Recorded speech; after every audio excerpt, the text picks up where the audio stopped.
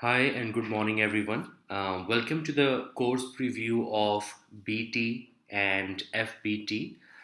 In this video, we will discuss the syllabus, the methodology, and the way how basically I approach to teach this F1 course. So, first of all, what this paper is all about. Formally, this paper is known as F1. Previously, it was called as Accountant in Business,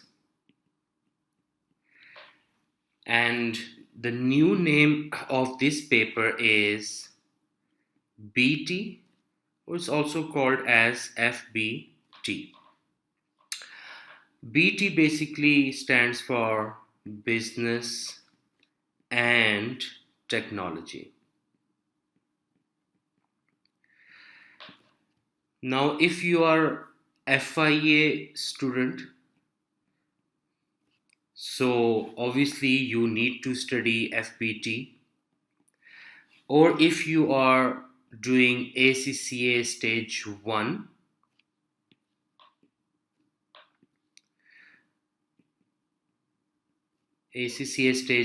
so you will be calling this paper as BT.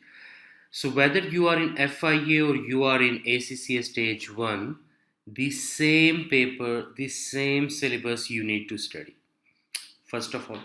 Second, before this, if you are coming from FIA or AFD, so before that, what you studied? FA1, Financial Accounting, FA2, Intermediate Financial Accounting, MA1, the beginner's level cost accounting, and MA2, intermediate cost accounting.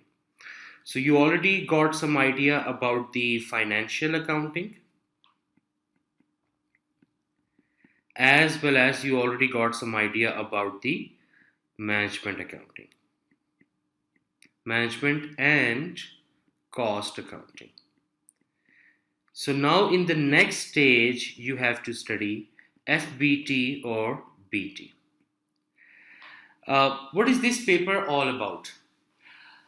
Like in FA1 and FA2, those both papers, basically there was one subject in both papers, which was financial accounting. Same goes for MA1 and MA2, where there was only one paper, one subject you need to study, which was management and cost accounting. FBT is a little bit different. In FBT, you are going to study multiple topics. First of all, you are going to study about the business. What are business? What are the type of business transactions? Then later on in the syllabus discussion, we will discuss in more detail. So generally, you have to study about the business. Then you have to study about the management. After this, you will study about the accounting systems, that how we run in any typical business or organization. After that, you will study about HRM. Then you will study about the business communication.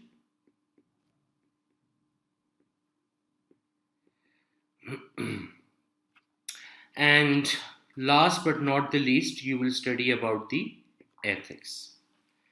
So basically, if you are calling this paper as only a business paper, that will not be true, because business and management are only first two parts or first two modules of this course. Accounting, basically this knowledge comes from FA1 and FA2 level of papers.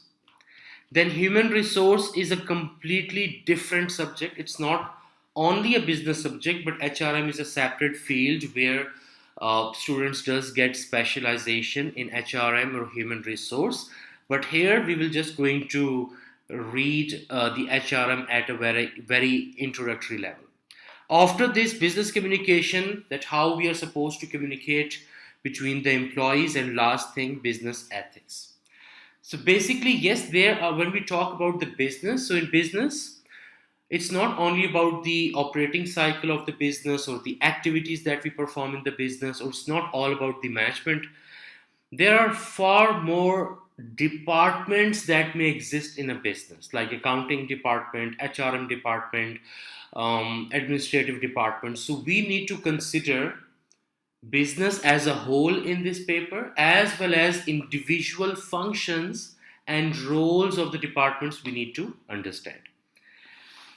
So, unlike FA1 and FA2, where you are just studying financial accounting, here in this paper, it's a very it's a paper with topics. It's a paper with different variety of topics are included in here. So that's why you need to pay attention to each and every module that you are going to study. So now let's discuss the syllabus in more detail. First of all, this course is divided into 6 different modules. Module 1 or part A is about the business organizations. So what you will study in this? First of all, what are business organizations? What are the types of business organization? What is the meaning of stakeholders? And who are your stakeholders in a business, or how you can identify and measure the power or interest of stakeholders, which we are going to do in Mendelow's matrix. Then little bit we are going to talk about economics. When we talk about economics, there are 2 types of economics we need to consider: macroeconomic as well as microeconomic. So this is all about the first module, which is business organizations and its stakeholders. Then we will going to talk about the second module, which is part B of the syllabus area. Here mainly we are going to talk about the management. First of all, how we need to develop a management system in the organization. What are the different type of management structures that may exist? How we need to develop our business strategy. After that, what sort of culture might exist in the organization, and how we can deal with all those cultural issues. And last but not the least, as we know, when we talk about the organization, the topmost level of the organization is which we call strategic level. And in this strategic level, directors basically exist. And directors are responsible to plan and control the organizations, or plan and control the businesses. So when we talk about the directors, so how directors can run the company. So there are basically corporate governance guidelines we are going to study in this module, that where we are going to see that how directors can control and run the organization. So part A and part B are pretty much technical topics here. So that's why it's important to pay attention to this. Then after this, part C, about third part is all about the accounting. And obviously the knowledge will come from FA1 and FA2 papers of AFD. Okay, so what is the basically role of the accounting or accountant in business? Why we need accounting systems in the organizations?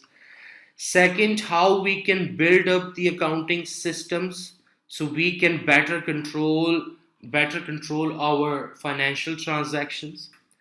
After that, obviously, whenever we talk about the accounting systems, the sole objective of accounting system is to prevent errors and fraud. So how we can develop different sort of internal controls in the organization which can help us to prevent errors and fraud. This is the third module. Then fourth module, which is part D. Now this is basically HRM module. First of all, how we can lead the employees. Obviously, when we talk about the managers in the organizations, which are supposed to deal with the employees on a daily basis. So obviously those managers need to be leaders. So what are different theories that exist in leadership that we are going to study?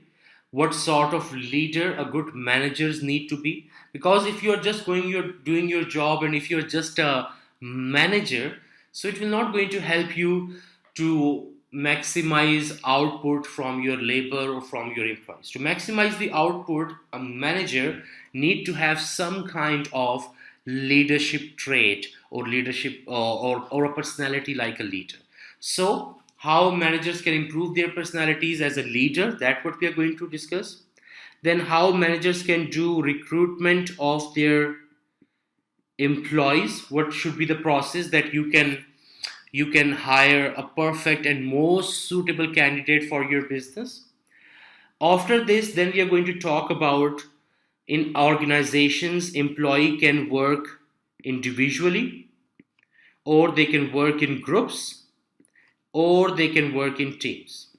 Now most of the time, when to achieve why it's important to work, that employees should work in groups or in teams, it is important so they can achieve the synergy. Synergy basically mean 2 plus 2 is equal to 5. So with minimum input, they can maximize the output. It's called synergy. If one individual is working, maybe he will going to take 10 minutes to complete a task. But when 4 or 5 people in a team or in a group, when they are going to perform an operation or activity, so obviously the efficiency will going to increase, because there are different talent of people, different skills, experience, qualification of people will come together in a team, and obviously their efficiency will going to increase. So when their efficiency will going to increase, it will going to maximize the synergy. Synergy means with minimum input you are producing the maximum output as compared to individual.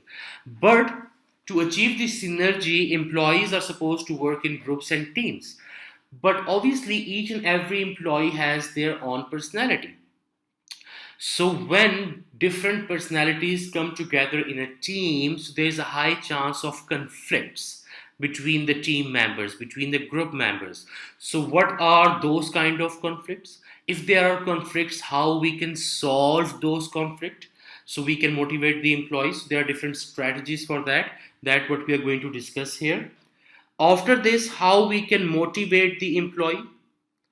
Obviously, only giving salary to your employee for their work is a kind of motivation, but not a long-term motivation. Obviously, we need to give some recognition for good work. We need to give some rewards to the employees. There should be some reward and punishment system as well. If some employee is working well, we should reward him. If employee is working bad, we should punish him in some way. So this is what we called motivation, that how we can motivate our employees. That's what we are going to study. Then obviously if you hire an employee and you are not getting the expected results, so reason can be that maybe there's a lack of experience or lack of skills of an employee. So to solve that issue, we need to provide trainings to our employees. So how and why we need to provide trainings, that's what we are going to discuss. And after that, after all these, then at the end of the year, we need to see what was expected from an employee and what are the actual results delivered by the employee. And we need to make a comparison between the expected results, what was expected, and what are the actual results. When we are going to do this comparison, this is called performance appraisal. So obviously we are also supposed to do performance appraisals once in a year, or more frequently we can also do that, depend upon organization to organization. So this is all about human resource management, and this is the fourth module. After this, part E, it's a very short one but very important one: business communication. Business communication basically states in an organization when some employee wants to communicate with another employee. So obviously selection of words, the medium you are selecting to communicate, the words you are selecting to communicate, the intention of a sender, what is the intention behind that message or behind selecting any particular words. So obviously these all are very important in business communication. What words you need to select, what medium you need to choose, whether you need to write a letter, you need to send a memo, you need to write an email, how you're going to decide that, because in different situations you need to use different words for communication as well as different mediums and formats for communication as well. If for example if you want to write a bad news, if you want to communicate a bad news to an employee, that for example you want to fire the employee, so obviously you cannot write an email that okay, from today we are terminating you and this is the reason. We cannot write an email like this. We need to show some sympathy for while we are going to write bad news. So how we can communicate bad news, how we can communicate good news, for example. So all such topics we are going to learn in business communication. And after that, last one is sixth module, which is part F. And part F of the syllabus area basically is all about ethics. Ethics basically mean that first of all, what are the moral values of the employee? And such moral values will help us to differentiate between good or bad. If doing any particular action in the organization, whether it will be good or whether it will be bad. Moral values can come up from your cultural values, can come up from your religious background, or can come up from your family background. So all these backgrounds or your upbringing will contribute toward your moral values.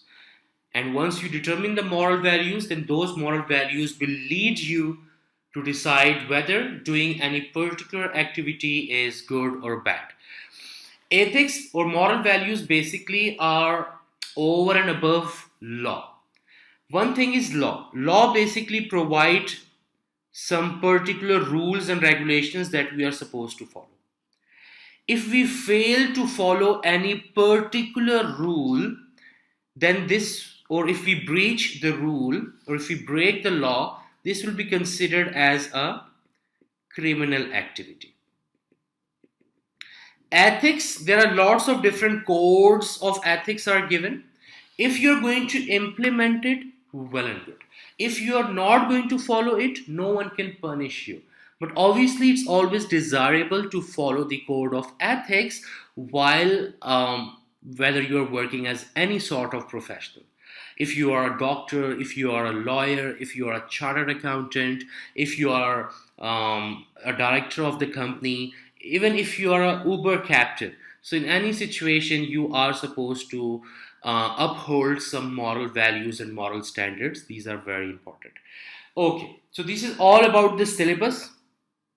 Now let's talk a little bit about the exam structure, that how the exams will going to be. First of all, the exams will be 2-hour CBE or computer based exam. Obviously, you cannot give exam from your home. That was only available during COVID-19 for a year or 2-3 attempts.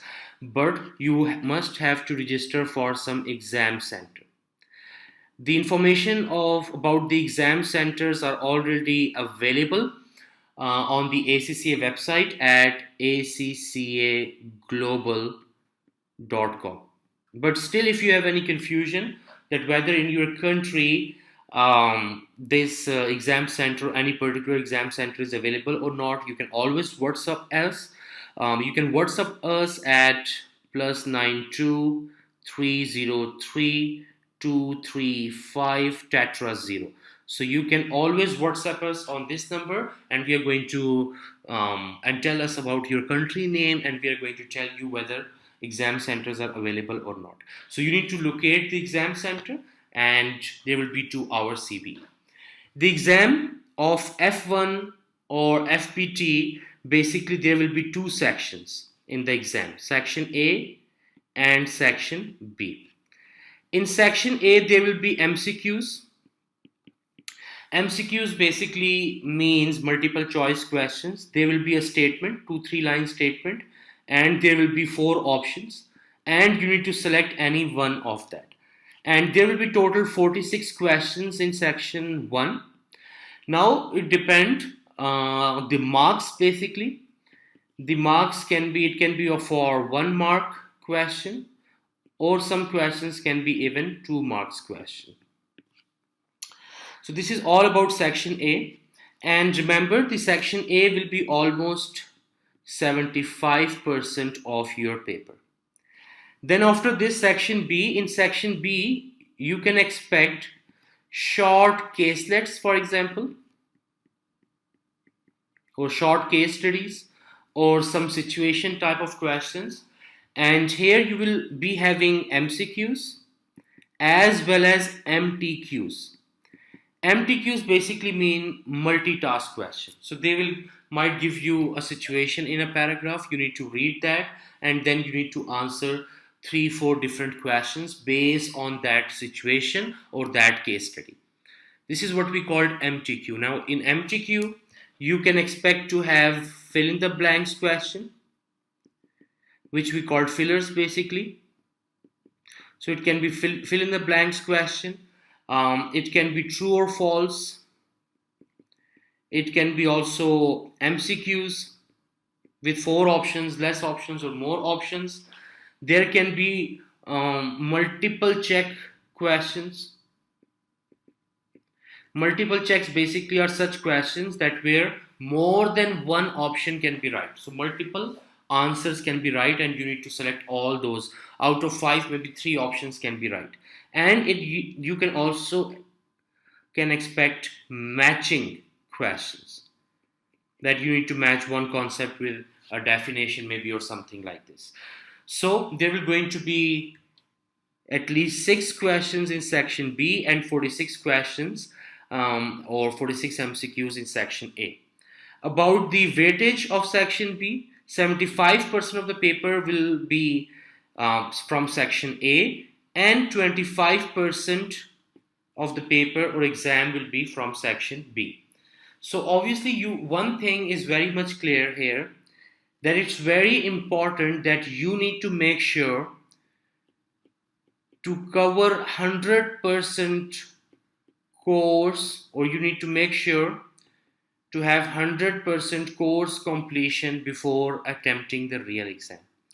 Selective study will never ever going to help you. Out of 6 modules, if you think that you are going to cover up 4 modules and it will help you to pass the exam, this will never going to happen. There will be 99.9% chance that you are going to fail that exam. So make it sure 100% course completion is a must. Let's talk about our methodology, that how we are going to teach you FA1. So basically all the recorded lectures for all the chapters are available on our portal. So you can just sign up and you can watch all those. After each chapter recorded lecture, you need to attempt an assignment. Assignment can be from anywhere 8 to 10 questions, but at the end of each chapter, make it sure to attempt that assignment. Once you are going to complete all the recorded lectures and their relevant assignments, then you are all good to attempt the mock exam. At least you need to attempt 3 mock exams. What are mock exams? These are exactly the exam like a real life exams. And when you are going to solve that and you are going to pass the mock exam, only then you can be 100% confident that whether you are going to pass that real exam or not. But compulsory thing is you need to pass all these 3 mock exams. While you are watching the recorded lectures, or you are attempting the assignments, or you are attempting the revision kits, for example, and you are getting stuck with any question and you need to talk with a tutor, so there is always a tutor support. What you can do through WhatsApp, if you are a registered student, so through WhatsApp you can contact with a tutor, you can share your questions, and within an hour or 2 you will get the answer of your question. And this tutor support will start right from the day of your registration, and it will remain there until you are going to pass your exam. Remember one thing, let's suppose you attempted 3 mock exam and you got fail in all of those 3 mock exam. No issue. Tutor will going to prepare you another mock exam, and we will keep giving you mock exams until you pass mock exam. Because if you're not passing the mock exam, there is no way to expect that you're going to pass the real exam. So that's why we always make sure that whoever will going to take our FBT or F1 course, so our pass rate should always be 100%. I cannot afford, or I cannot see any of my students getting fail in the real exam. So this is a must thing that you have to pass. At least you have to pass, and obviously the target will always be 90% plus score. And I can ensure you that if you are going to follow all my instructions during the course, you are going to properly study. So obviously there is no way you cannot get 90% plus. There is a sure shot you can get that score. Okay, one more thing. In these recorded lectures, we are following the BPP study text. And about the revision kits, both of these revision kits we are going to provide you, and you can, and we will follow both BPP and Kaplan revision kit through assignments and attempting questions during the lectures, and then the mock exams. And all these 3 mock exams are the real life ACCA mock exams. Plus, if you need our mock exam as well, which are a little bit more complicated than ACCA exam, so you can also request us through WhatsApp for additional mock exams. 3 mock exams are already included in the F1 course, and additional 3 if you want to practice more, so you can request us for additional 3 mock exams as well. So this is all about F1 course, and I think we discuss everything that is relevant to the syllabus of F1 or FBT. But still, if you have any question, you can always WhatsApp us. I already provided the WhatsApp number, or you can visit our portal www.TruCademy.org, or you can always email us at info@trucademy.org. So if you still have any question, feel free to visit our portal, email us, or straight away save the time and WhatsApp us. So, I'm also going to upload this video on the YouTube. So if you are watching it on the YouTube, if you still have any question, feel free to write down in the comments below, and within an hour and 2, I will going to reply your all the questions. Thank you very much. Have a good day and good luck.